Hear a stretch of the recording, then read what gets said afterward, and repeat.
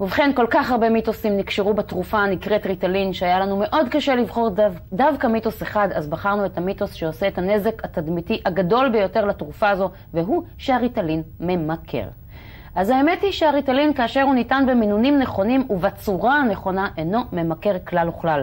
מה זה אומר מינונים נכונים? הכוונה כמובן לפי המינון שהרופא רשם. מה זה אומר בצורה הנכונה? הכוונה ללבלוע אותו עם קצת מים. מי שמרסק את הריטלין ומסניף אותו, לוקח תרופה בטוחה והופך אותה לסם. פה כמובן יש סכנת התמכרות כמו לכל סם אחר, כמו קוקאין. אבל מה שעוד יותר מפתיע זה שלא רק שהריטלין אינו ממכר, הוא גם מונע התמכרויות. אנשים עם הפרעות קשב וריכוז נוטים יותר להתמכרות לסיגריות ולסמים, ומתן הריטלין מונע את ההתמכרויות השליליות האלו. זה מה שיש לנו להגיד בעניין הזה, ועכשיו אחרי שדיברנו על ריטלין, בואו נדבר על הפרעות קשב וריכוז. איתנו דוקטור בועז רפפורט, מנהל מכון קשר להפרעות קשב וריכוז ורופא התפתחותי. בוקר טוב. בוקר טוב. סיגריות, ריטלין, הכל מסכים איתי על העניין הזה. כן, כל מה שיש בו אין בסוף צריך לקשר אותו, כן? הריטלין, הקופאין, הניקוטין, מה שדובר פה על התמכרויות לסיגריות, אפשר להסתכל על זה באופן רחב יותר כנטייה להתמכרויות. דבר שמאוד מאפיין את הפרעת הקשב והריכוז. מגיל הגן הם לא מכורים לסיגריות, אבל הם כן מכורים לדברים אחרים. את יכולה לראות ילדים בגן חובה, בכיתה א', שמכורים לאותו דבר שעושה להם את זה. ואז הם נשארים מול המחשב או מול הטלוויזיה או מול הלגו או מול הפאזל הרבה יותר שעות מכל אחד אחר. ההתנהלות ההתמכרותית מתחילה כמעט מגיל 0 אצל הפרעות קשב וריכוז. ואם באמת ניתן את הריטלין, אז יש פחות סיכוי להתמכרות? זה נכון מדעית, שאם רוצים לקשר ריטלין עם סמים, הדרך הנכונה לקשר זה שזה מגן בפני סמים, ובכלל בפני התנהלות התמכרותית. רק לאחרונה סיפרה לי מישהי שעברה אבחון אצלי, שהיא בעצמה אימא ובעלת מקצוע מאוד חשוב, שההתמכרות שלה היא לחזור כל יום הביתה ולפתור תשבצים. ומאז שהתחילה טיפול בין היתר גם תרופתי, העסק מאוד פחת, זה פחות ממלא, היא פחות רצה אחרי זה, בקיצור זה פחות מפריע להתמכרות שלה. מדהים. החיים הם לא סמסטר, זה משפט שלדעתי אתה המצאת אותו ואני אימצתי אותו בשתי ידיי. אנשים חושבים שהפרעות קשב וריכוז זה בית ספר, קשה ללמוד, אבל זה משפיע על כל תחום בחיים, נכון? נכון. אני בכלל מציע לכל מי שיש לו ילד שמתקשה במערכות, או יש לו קושי חברתי, קושי התנהגותי, וחושב על אבחון. היום האבחונים רובם הם עם אוריינטציה של למידה. בואו נראה איזה הקלות בלמידה אפשר לתת לו. אני לא אומר שזה לא יכול לעזור לו, יכול לעזור, אבל תוספת זמן לא תעזור לו אחר כך עם בת זוגו, עם הבוס שלו, וכו' וכו'. לא יעזור. ולכן צריך להסתכל על תקופת הלמידה שבעצמה מציפה קשיים, כרמז לקשיים שעלולים לבוא בהמשך, כי ברוב המקרים זה לא עובר, זה רק מחליף צורה, ועלול להפריע יותר ויותר ויותר. חוץ מזה, יש כאלה שמסתדרים טוב עם הלימודים, בגלל שזה כן סמסטר. זה נגמר. כן. ויש דדליין, יש מבחן. כן, ואז כל הסמסטר הם לא בעניינים, לילה או שניים לפני המבחן הם כן בעניינים, יש להם יכולות מדהימות, ואז הם סוגרים עניין בלילה או שניים, משיגים אפילו ציונים לפעמים מצטיינים, וככה הם עוברים עד הסמסטר הבא. כל הסמסטר הם לא בעניינים. העסק הזה עובד עד שהפקולטה נגמרת, או עד שהבית ספר נגמר. זאת אומרת, גם אלה שמסתדרים עם הלמידה, זה מחכה להם בפינה. מחכה להם בפינה, בהורות, בזוגיות, ביחסים עם הבוס, אנחנו נדבר על זה אחרי הפרסומות.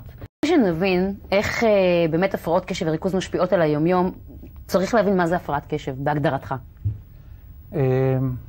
כשמדברים על אנשים עם הפרעת קשב, בא לך להגיד אחר כך, רגע, אז למי אין בעצם?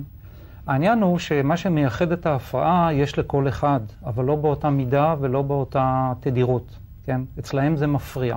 אז מה זה הדבר הזה? הדבר הזה הוא שהם יכולים, אנשים עם הפרעות קשב יכולים להתגייס רק למשימות שהן אטרקטיביות. אטרקטיביות. אטרקטיבי זה יכול להיות מכל מיני סיבות למה זה אטרקטיבי. אבל אם זה לא אטרקטיבי באותו רגע, יש בעיה להתגייס. גם אם הם לוקחים משימה שבגדול היא אטרקטיבית, מאוד מעניין אותם. מאוד מעניין אותם ללמוד פסיכולוגיה. אבל הקורס הראשון, עם המרצה הראשון, משעמם, זה מפיל את כל המעניין הגדול. ואם ניקח את זה לחיים, בגדול מעניין אותם להיות עם בן הזוג, אבל לא תמיד משהו מספר מעניין. נכון, ובגדול מעניין אותם להביא ילדים, אבל לעשות כרגע מה שילד רוצה שאני אעשה, זה לא מעניין, ואז נורא קשה. מה, קשה לשחק עם הילד אחר צהריים? קשה לשחק. הרזולוציה של העניין צריכה להיות מאוד מאוד דקה. זאת אומרת, זה צריך לעניין כמעט כל דקה, כדי שאני אשרוד כל דקה. וזה לא מאפיין את רוב האנשים. איך זה בא לידי ביטוי ביחסים עם הבוס? ביחסים עם הבוס, תראי, כשמסתכלים על הפרופיל של הפרעת קשב, צריך להבין שזה אנשים שלא עובדים ברצפים. לא עובדים ברצפים, הם עובדים באטרקציות, בזיקוקים. עכשיו, הבוס רוצה שהדברים יקרו מההתחלה ועד הסוף, ובזמנים שהוא אומר, אבל אם זה לא מתאים לבן אדם עם הפרעת הקשב, בדיוק הזמן, בדיוק האופן וכולי, זה לא מתאים לו הצורה. כמו שלא מתאים לו איך המורה רוצה שהוא יפתור את התרגיל בחשבון. לא, זה מתאים אחרת לעשות. ככה זה אטרקטיבי לו. מה שלא אטרקטיבי לו, קשה לו מאוד להתגייס, ואז הוא סופג הערות מהבוס. אנשים עם הפרעות קשב הם אימפולסיביים ברוב המקרים. זה ה-age, לא? ההיפראקטיביות. זה ההיפראקטיביות שהולכת עם אימפולסיביות, ואז הם גם עונים. כן? אמרה לי מישהי שביקרה אותי לאחרונה, למה הייתי חייבת להגיד הבוקר לשוטר שילך לעזאזל? כי שוטרים הם מעצבנים. כן. זה אגב משפט של אנשים, הפרעות קשב וריכוז. נכון. אז אותו דבר בוסים, במיוחד אם הם לא קשובים לך ודורשים שזה יעשה בדרכם ולא בדרכך, ואז יוצאות הערות, יש טעויות בעבודה, והסטטיסטיקה מראה שאנשים עם בעיות קשב מחזיקים פחות במקומות עבודה, פחות מתקדמים, הם מרגישים כאילו יש להם איזו תקרת זכוכית שמעבר לזה לא מקדמים אותם, למרות שבפנים הם מרגישים שהם יכולים הרבה יותר. בוא נדבר קצת על האבחון. נורא חשוב האבחון הנכון. נכון. כשבן אדם הולך לאבחון, הוא לא יודע מה יש לו. אם היה יודע, הוא לא היה הולך. ואז הוא הולך ואומר מה כואב לו. כן? נגיד, אני לא מרגיש טוב אם הוא בא לרופא, או אם הוא בא למאבחן כזה או אחר, הוא יבוא עם תלונה יומיומית. עכשיו, אם המאבחן, זה לא בהבחנה המבדלת שלו. כן? הוא לא חושב על זה. הוא לא חושב על זה. זה לא בתפריט שהוא מביא בחשבון. הסיכוי שיעלו על הפרעת הקשב הוא קטן מאוד. ולכן זה חשוב ללכת למישהו שזה קיים בתפריט שלו.